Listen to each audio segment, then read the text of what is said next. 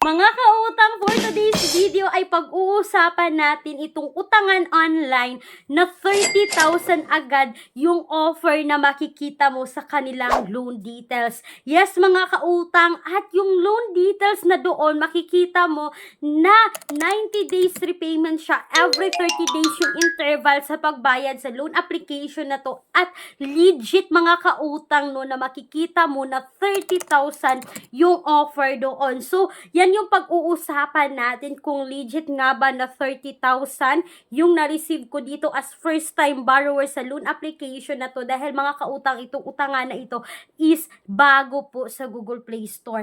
Hello mga kautang, welcome back dito sa aking channel. This is Clarice, ang inyong number 1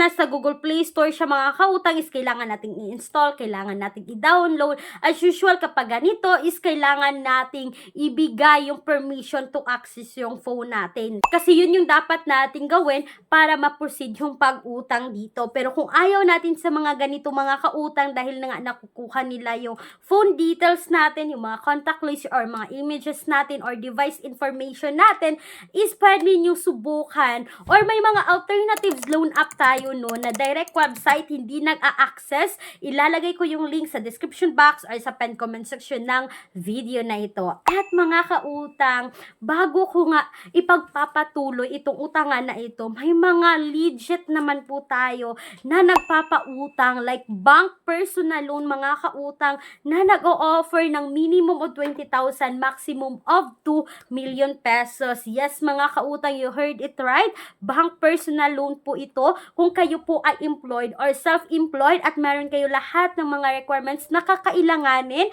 please email me right away, clariza@gmail.com, and please take note that all applications submitted is subject for bank approval.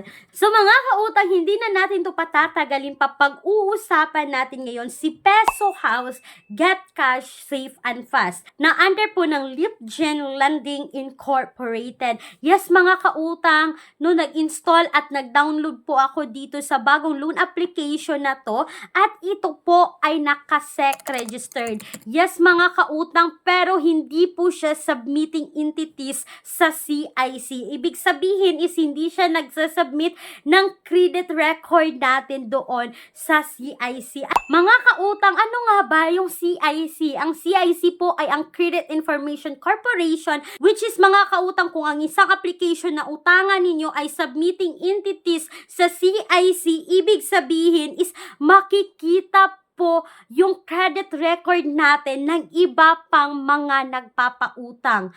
At kapag tayo mga kautang ay good payer, tapos nagbabayad tayo on time, maganda yung credit history natin, is matutulungan tayo dito or magkakaroon pa tayo ng other chances na makautang ng mas malaki, or may mga other loan application pa or kahit anumang pautang na pwede nating mautangan kapag nga good payer kayo.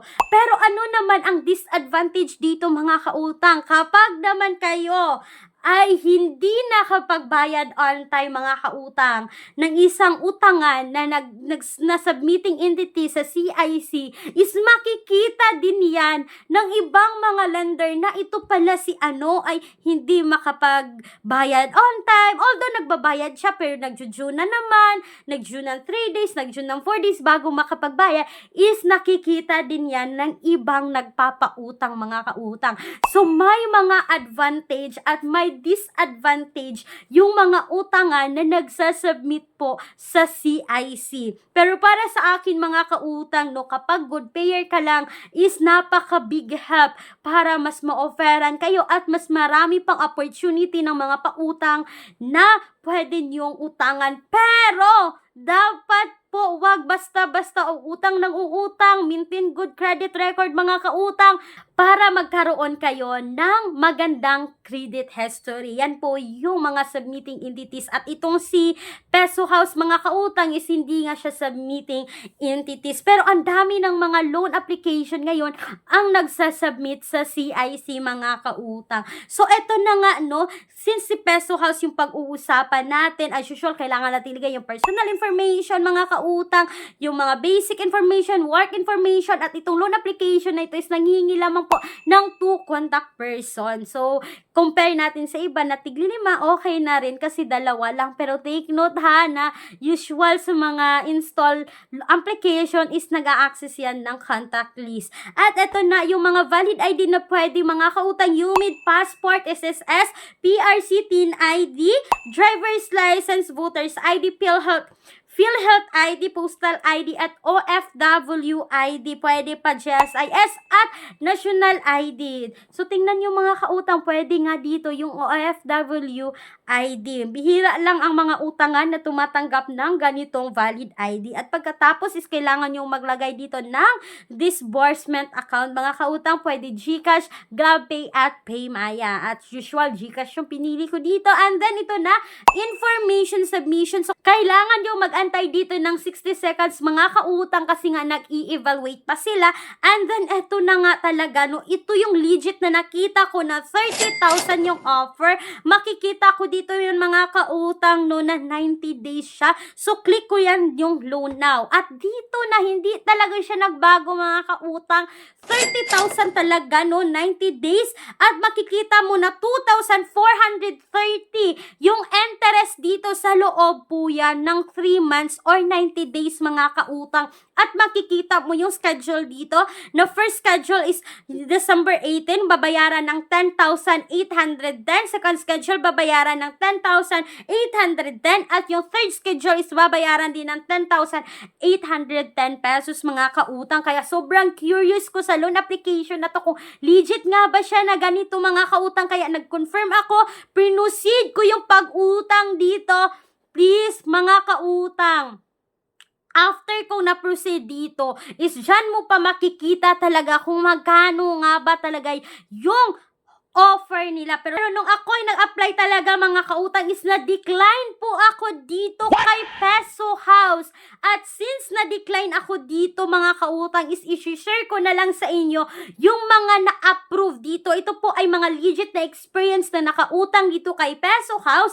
Ito po yung sabi mga kautang ng isang commenter, no, I got 1,200 loan for 14 days payables in 2 terms. Ibig sabihin mga kautang 643 yung babayaran niya sa loob yan ng 7 araw at another 643 mga kautang sa loob din yan ng 7 araw. So mahulog siya na 14 days. Tapos mga kautang, wala daw loan deduction itong si Peso House. 1,2 yung na-receive niya. So ibig sabihin dito mga kautang, no, na hindi talaga 30,000 yung nakuha ng umutang dito. 1,2 lang yung first loan niya dito. No loan deduction mga kautang. Every 7 days yung pagbayad, sa loob po yan ng 14 days yung sabi. At ito pa mga kautang ng isang commenter, I'm glad to find this app. It's very convenient the first time you apply. 800 pesos lang daw yung na-loan niya dito mga kautang, but sobrang baba ng interest. So, sabi ng isang commenter dito is highly recommended daw niya kahit 800 yung first loan niya dito, mababa naman daw yung interest. So, ibig sabihin, may nakapag-loan dito ng 800, may nakapag-loan dito ng 1,200 kay Peso House. Hindi legit mga kautang na 30,000 agad yung offer nila sa'yo. Magsisimula talaga sa small amount dito. And please take note mga kautang, no? Huwag kayong mag-alala kasi after 7 days, susubukan ko ulit itong si Peso House to see if nag-a-approve pa ba siya. Pero itong mga comment na itong mga kautang is recent talaga siya na mga comment. So, November 3, 2024, yung isa mga kautang na nag-comment na 1,2 yung na-receive niya dito, no loan deduction. Pero mga kautang, hindi ko sinasabi na subukan ninyo, hindi ko rin sinasabi na hindi nyo subukan. Nasa sa inyong mga kamay ang desisyon sa pag-utang. Please, hindi mag-expect agad na 30,000, no? Kasi 800 or 1,2 yung first loan dito based sa mga nag-comment na kanilang mga experiences. At yun na nga mga kautang, no? Sana po ay nakatulong itong review na to about kay Pasu House kasi bago siya sa Google Play Store. At mga kautang, abangan niyo po ako sa Peramax na YouTube channel dahil isa po ako doon sa magre-review ng mga loan application mga kautang doon sa Peramax kasi isa kaming team dito. So makikita nyo talaga na iba-iba yung host doon pero yung main host namin doon is si Kuya Jun po. So mga kautang, that's all for today's video. Don't forget to email me clarissa@gmail.com kung may mga katanungan pa kayo regarding sa mga utangan online. Once again, this is Clarice, ang inyong number 1 palautang dahil utang is life. Bye bye bye mga kautang!